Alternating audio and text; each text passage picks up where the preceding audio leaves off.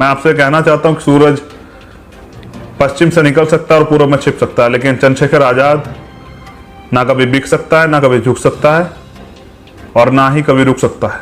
वो नोट नहीं बना जो आपके भाई को खरीद ले। मैंने बहुत सारे लोगों को रोते चिल्लाते चीखते देखा, क्योंकि उनको ऑक्सीजन नहीं मिल पा रही थी, उनको वेंटिलेटर नहीं मिल पाया, उनको बेड नहीं मिल पाया, उनको मेडिसिन नहीं मिल पाई। हाँ, मुझे तकलीफ होती जब इंसानियत के धर्म की मजाक उड़ती है, जब उत्तर प्रदेश में लाशें जो हैं वो पानी में तैरती हैं या उनको कुत्ते नोचते हैं। क्या सुप्रीम कोर्ट और हाई कोर्ट में इतनी ताकत है कि वो मुख्यमंत्री पे मुकदमा करें?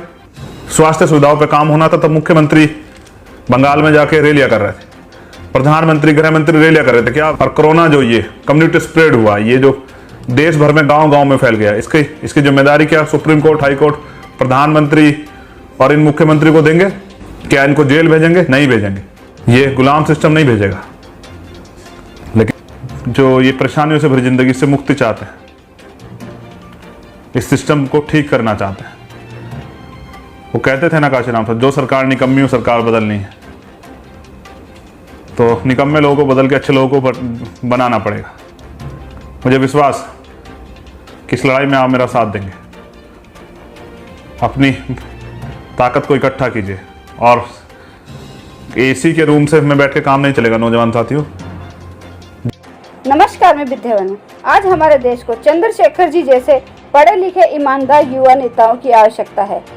ऐसा कोई नोट नहीं है जो उन्हें खरीद सके। भारत देश को आज़ाद हुए 73 वर्ष हो चुके हैं। शारीरिक गुलामी तो संविधान के अधिकारों से छुड़ा दी गई, लेकिन लोगों की मानसिक गुलामी न जाने कब खत्म होगी। एक बार तो ऐसे युवाओं को जो कहते ही नहीं बल्कि महिलाओं पे अत्याचार हो या फिर किसान आंदोलन हो, युवाओं के रोजगार, उनके हक और अधिकारों की लड़ाई लड़ते रहते हैं। ऐसे युवा देश को बेहतर तरीके से चला सकते हैं। एक बार तो ऐसे युवाओं को मौका मिलना ही चाहिए। जय भारत। काशीराम साहब कहते थे कि झाड़ू जब तक इकट्ठा रहती है तब तक सफाई करती है, और जब खुद सिक्कों में बढ़ जाती है तो खुद कचरा बन जाती है। तो एकजुट रहोगे, दो दुश्मन की पहचान करके रखोगे, अपने कार्य को आगे बढ़ाते रहोगे तो जीवित रहोगे, स्वाभिमानी रहोगे और अपनी सफलता की तरफ बढ़ते रहोगे। अगर आपस में मनमुटाव करोगे, टांग खिंचाई करोगे, एक दूसरे को रोकने का काम करोगे तो कचरा बन जाओगे। फैसला आपको करना है, लेकिन सफल होने के लिए चाहिए खुद से वादा, मेहनत ज्यादा और मजबूत इरादा। दोबारा दोहरा रहा हूं, खुद से वादा कि करके दिखाना है, मेहनत ज्यादा, किसी भी कीमत पे करना है, और मजबूत इरादा कि हाँ करना है और बस करना है। तो मैं गौरवान्वित हूं। मैं तो राजनीति करना भी नहीं चाहता। मुझे तो नफरत थी कुर्ते पजामे वाले लोगों से, क्योंकि वो चुनाव से पहले कुछ और बोलते थे और चुनाव के बाद कुछ और कभी वो चुनाव के बाद ढूंढे भी नहीं मिलते थे। लेकिन इस सिस्टम ने, जब मैंने देखा, जब मैंने जेल जाने के बाद बाबा साहब अम्बेडकर को पढ़ा, जब मैंने पॉलिटिकल ताकत को पहचाना, जब बाबा साहब अम्बेडकर की उस बात को समझा कि पॉलिटिक्स द मास्टर की, कि राजनीतिक सत्ता वो चाबी है जो सारे ताले खोल सकती है, और जब मैंने ये भी समझा कि राजनीति में हिस्सेदारी ना करने का सबसे बड़ा नुकसान ये है कि अयोग्य लोग आप पे शासन करते हैं, तब मुझे समझ आया कि क्यों नौजवानों को राजनीति से दूर रखा गया है। क्योंकि वो परिवर्तन चाहते हैं, और जो लोग मौजूद हैं उनको परिवर्तन से नफरत है। आप अपने आसपास भी चेक कीजिएगा, वो नौजवान किसी पार्टी किसी दल में, कब तक नकारा जाएगा नौजवानों को। और जब कोई नौजवान आगे बढ़ता है तो जब उसको रोका नहीं जा सकता तो उसके ऊपर आरोप ही लगाए जाते हैं। और आरोपों से घबराने की जरूरत नहीं है। अगर आप सच्चे हैं तो आरोपों से ना घबराएं, ना उनका जवाब दें। हाँ, चलते जाएं, आगे बढ़ते जाएं, संघर्ष करें। जो किताबी बातें मैंने आपको बताई, उनको बताने के पीछे एक कारण और भी था, उसको पढ़ने के पीछे, क्योंकि मैं अपनी तरफ से कुछ भी नहीं बोलना चाहता था। मैं वो बोलना चाहता था जो बाबा साहब ने बोला था। क्योंकि बाबा साहब अम्बेडकर कह के गए कि 21वीं सदी हमारी, हम लोग शासक जमात बनेंगे। उन्होंने ऐसा नहीं कहा, उन्होंने ऐसे ही नहीं कह दिया ये बात। वो समझते थे और ये भी समझते थे कि इसको आगे कैसे बढ़ेगा। तो आप चैलेंज स्वीकार कीजिए, जैसे आप आज भी स्वीकार कर रहे थे। चैलेंज लेना सीखिए, उसको पूरा करना सीखिए, उसके लिए मेहनत करना सीखिए। सस्ती लोकप्रियता के चक्कर में मत पड़िए, शॉर्टकट मत अपनाइए, मेहनत कीजिए, गांव गांव जाके संघर्ष कीजिए। मैं तो आपकी बदौलत, मुझे तो आपने तैयार किया। मैं ये भी कह देना चाहता हूं मेरे साथियों कि सूरज पश्चिम से निकल सकता है और पूरब में छिप सकता है। आपने अभी तक सुना होगा कि सूरज पूरब से निकलता है और पश्चिम में छिपता है। मैं आपसे कहना चाहता हूं कि सूरज पश्चिम से निकल सकता है और पूरब में छिप सकता है, लेकिन चंद्रशेखर आजाद ना कभी बिक सकता है, ना कभी झुक सकता है, और ना ही कभी रुक सकता है। मेरी इस बात को नोट कर लें अपने पास। वो नोट नहीं बना जो आपके भाई को खरीद ले, लेकिन इस आंदोलन को आगे बढ़ाना आज समय की जरूरत है। अगर आप भारत में अपने वजूद को बचाना चाहते हैं, आप अपने लोगों को लाश बनने से बचाना चाहते हैं, आप अपने लोगों के स्वाभिमान, सम्मान, अधिकार की सुरक्षा करना चाहते हैं, क्योंकि मैंने महसूस किया, मुझे बात आपसे कहनी पड़ेगी, मैंने बहुत सारे लोगों को रोते चिल्लाते चीखते देखा, क्योंकि उनको ऑक्सीजन नहीं मिल पा रही थी, उनको वेंटिलेटर नहीं मिल पाया, उनको बेड नहीं मिल पाया, उनको मेडिसिन नहीं मिल पाई। लेकिन ये हमारी वजह से तो हुआ। अगर बहुजन समाज के लोग, इस देश के SC ST OBC माइनॉरिटी के लोग, मैं इनके लिए इसलिए कह रहा हूं कि अधिकारों से वंचित यही लोग, हाँ मेरी स्वर्णों से जाति कोई झगड़ा नहीं है, लेकिन मैं अभी जो काम कर रहा हूं, मेरा किसी जाति मजहब से झगड़ा नहीं। मैं तो आर्टिकल 25-26 को मानता हूं, जो भारतीय संविधान में बाबा साहब अम्बेडकर ने लिखा कि सबको धार्मिक आज़ादी, सब अपने धर्म को माने, मुझे कोई दिक्कत नहीं।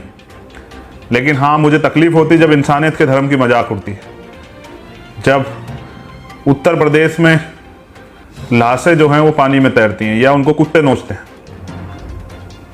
या ये पूंजीपतियों के अस्पताल पैसे ना मिलने के कारण डेड बॉडी नहीं देते।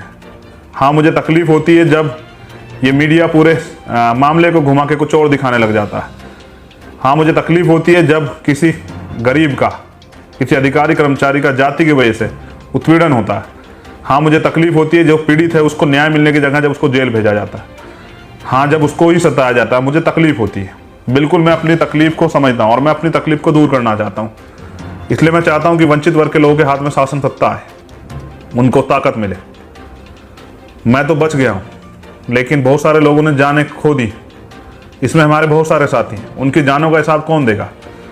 क्या सुप्रीम कोर्ट और हाई कोर्ट में इतनी ताकत है कि वो मुख्यमंत्री पे मुकदमा करें? क्योंकि जब उत्तर प्रदेश में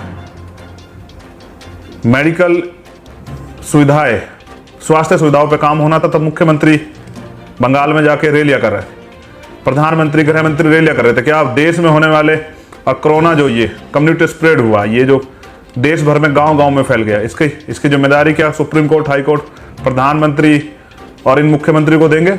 क्या इनको जेल भेजेंगे? नहीं भेजेंगे। ये गुलाम सिस्टम नहीं भेजेगा।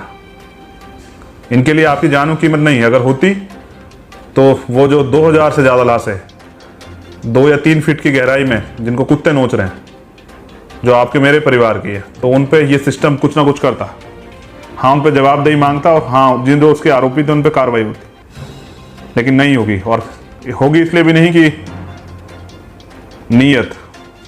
नीति वाले लोग वहाँ हैं ही नहीं, न्याय करने वाले लोग वहाँ हैं ही नहीं, क्योंकि आप वहाँ नहीं। वहाँ किसान नहीं है तो किसानों की बात नहीं होगी, वहाँ नौजवान नहीं है तो नौजवानों की बात नहीं होगी, वहाँ महिलाएं नहीं है तो महिलाओं की बात नहीं होगी। मुझे ऐसा लगता है वहाँ मजदूर नहीं है, मजदूरों की बात नहीं होगी। और बहुत भीम आर्मी हमारा परिवार है, तो आप इस परिवार में जो हमारी माएँ, बहनें, छोटे बच्चे, बुजुर्ग, नौजवान साथी, आप सबका मैं आभार प्रकट करता हूँ। लेकिन लड़ाई अभी शुरू हुई, ख़त्म नहीं हुई। मैं प्रधानमंत्री की तरह रोऊंगा नहीं। अगर मैं प्रधानमंत्री होता तो भारत के हालात कुछ और होते। शायद कोई गरीब इलाज न मिलने के कारण नहीं मरता, शायद किसी को कर्जा ना चुकाने की वजह से आत्महत्या नहीं करनी पड़ती, शायद कोई भूखा पेट जो है नहीं सोता, शायद किसी गरीब पे, शोषित पे अत्याचार नहीं होता।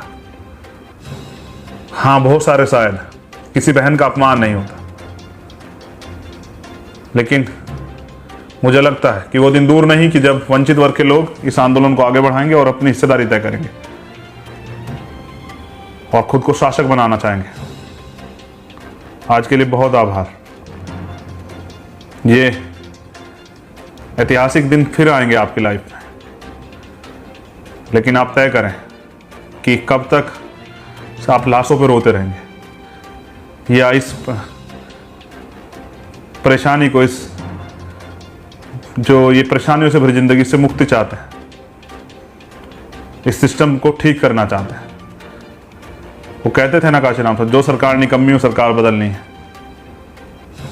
तो निकम्मे लोगों को बदल के अच्छे लोगों को बनाना पड़ेगा। मुझे विश्वास कि इस लड़ाई में आप मेरा साथ देंगे। अपनी ताकत को इकट्ठा कीजिए और एसी के रूम से में बैठ के काम नहीं चलेगा नौजवान साथियों। जैसे ही माहौल सामान्य हो निकलना पड़ेगा। मैं भी चाहूँगा कि मैं देश से वो जो सीखना चाहते हैं या कुछ करके दिखाना चाहते हैं, जब साइकिल यात्रा चलेगी तो कोशिश करूँगा हर ज़िले से, देश के हर ज़िले से एक वो नौजवान जो, जैसे मान्यवर काशीराम कहते थे, एक जिला एक किला, एक कप्तान को मैं भी कोशिश करूँगा अपने साथ रख के उसको सिखाने का काम करूँगा और इस देश में वंचित वर्ग के अधिकारों की सुरक्षा करने का काम जो है भीम आर्मी और आज़ाद समाज पार्टी करेगी। आप सभी का मंगल। जय भीम, जय भारत, जय संविधान।